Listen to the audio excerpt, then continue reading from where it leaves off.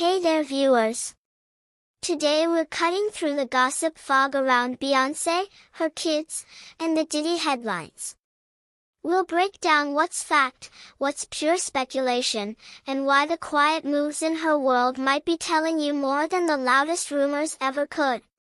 Chapter 1. The Quiet Tell. When silence becomes the loudest line in a set list. I've always been the kind of person who notices the little things before the big ones. Maybe it comes from working in hospitality for years, where reading a room is part of the job. You learn how to spot who's about to ask for the check before they even raise their hand. You can tell when a couple's argument is about to start just by the way their shoulders shift. And when it comes to celebrities, it's not always the flashy headlines that give away the real story. It's the spaces between them, the silences, the absences, the things they don't do.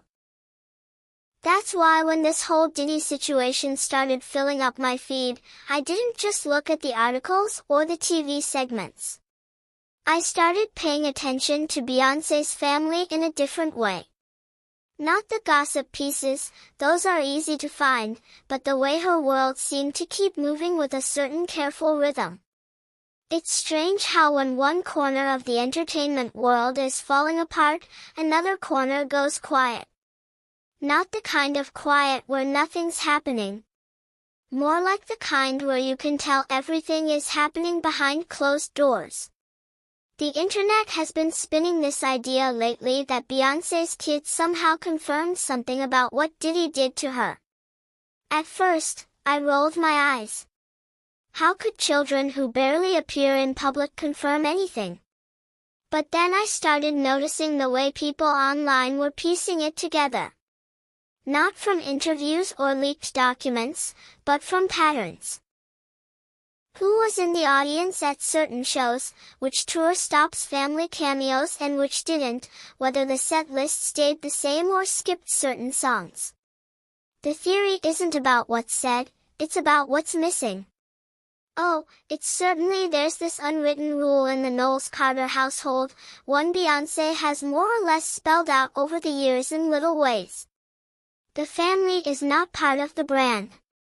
Sure, there are exceptions.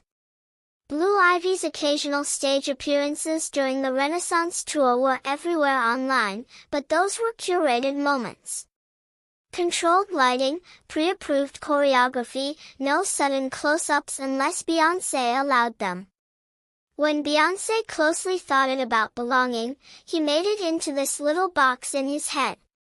And he stood by that limit, a part of something big. No one's walking in on this family by accident. If we see something, it's because they wanted us to see it. It's been like this for years. No daily updates on Instagram showing the kids at home. No messy live streams where a stray comment slips out.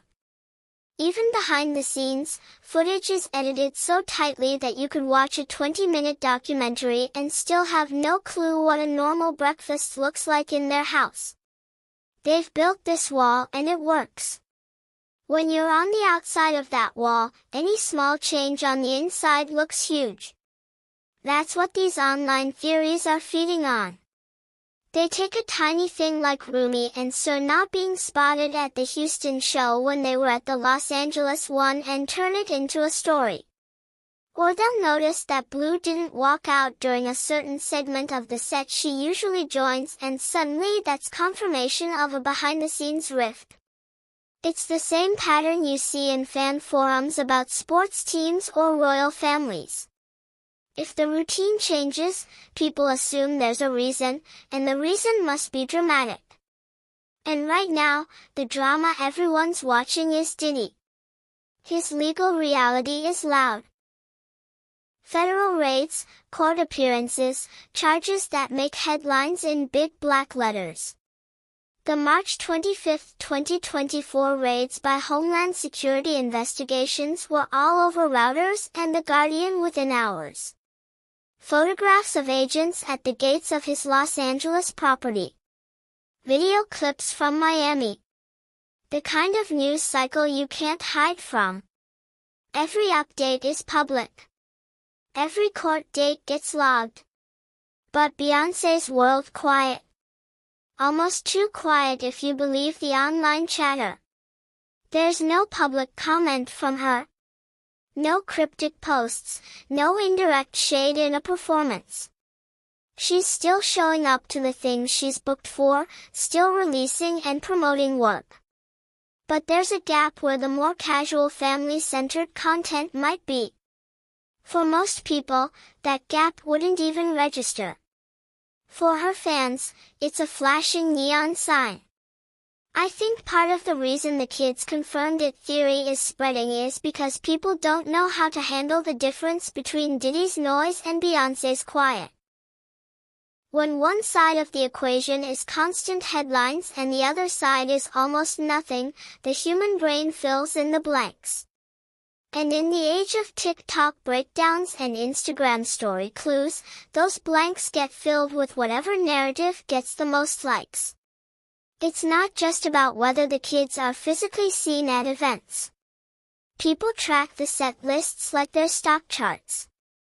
Did she swap out a song with a reference that could be tied, however loosely, to the allegations swirling around Diddy? Did she skip a segment where she usually brings Blue on stage? Did she end the show without her usual final bow? Each change, no matter how small, becomes a potential piece of the puzzle in some red thread. I've read enough of those threads to know they're often wrong. Sometimes the change is just logistics. Sometimes it's a technical glitch. Sometimes it's nothing more than a personal choice on the day. But when the audience is primed to expect a hidden message, even coincidence feels like proof. And the thing is, this isn't just random overthinking. Beyonce's control over her image is so tight that fans know she doesn't make on-stage choices by accident. So when something is different, they can't help but assume it's deliberate. That's the double-edged sword of being as meticulous as she is. Everything you do feels like a statement. And I don't pretend to know what's going on inside her house. None of us do. But I do know that her long-standing house rule about keeping her kids' lives separate from her public career hasn't changed. It's the reason this theory is so easy to twist. Because when you don't have real access, every scrap of public information gets magnified. And with Diddy's legal mess dominating entertainment news, people are looking for any connection they can find, even if it's built on sand. There's a side-by-side that keeps popping into my head. On one side, you've got Diddy's timeline since March 25, 2024. Raids, lawyers, court appearances, denied bail. On the other side, you've got the Niles Carter timeline, which is basically tour stops, album promotions, and that's it. No visible disruptions, no public blow-ups, no changes in the schedule that can be confirmed as related to any of this. But in the spaces between, people think they see a signal. If I had to guess, I'd say that's the point. When someone else's scandal is making noise, the smartest move is to turn your own volume down. No extra statements, no public reactions. Just stick to the plan and let the news cycle eat itself. And in a strange way, that makes the silence the loudest thing of all. Because silence can't be missed, but it can be interpreted. And right now the interpretations are running wild. So here we are. One world that's loud enough to be heard across the globe and another that's so quiet it echoes. And in that echo, people are hearing whatever they want to hear. Some say it's fear. Some say it's strategy. Some say it's confirmation. I say it's just the same rule Beyonce's lived by for years. Family is family. Business is business and the two don't mix in public. But I'm not naive. I know how these things work. This story isn't going to fade quietly. The louder Diddy's headlines get, the more people will look for signs in Beyonce's life. Even in her children's appearances or absences, and every time she chooses not to give them a direct answer, they'll take that as an answer in itself. That's the game whether she wants to play it or not. By courts versus feeds. What's actually on the record about Diddy? I'm not a lawyer. I've never even sat inside a courtroom unless you count jury duty. And even then, I didn't get picked. But I do know this. Before you start believing every rumor you see on social media, you've got to understand what's actually on the record. I've watched enough people twist half-truths into entire stories to know that once the internet gets hold of something, it can become unrecognizable in a matter of hours. That's why I wanted to slow down and set the floor here. No speculation, no guesswork, just the paper trail. The part of this story that's impossible to ignore starts on March 25, 2024. That's the day federal agents from Homeland Security Investigations carried out raids on two of Sean Diddy Combs' properties. One in Los Angeles and one in Miami. You probably remember the images even if you didn't read the articles. Black SUVs outside gated driveways. Agents in tactical vests walking in and out of front gates. News choppers hovering overhead. Reuters ran a full piece that day and The Guardian had their own coverage within hours. The words they used were careful. They didn't call him guilty and they didn't say the raids proved the allegations against him because that's not how it works.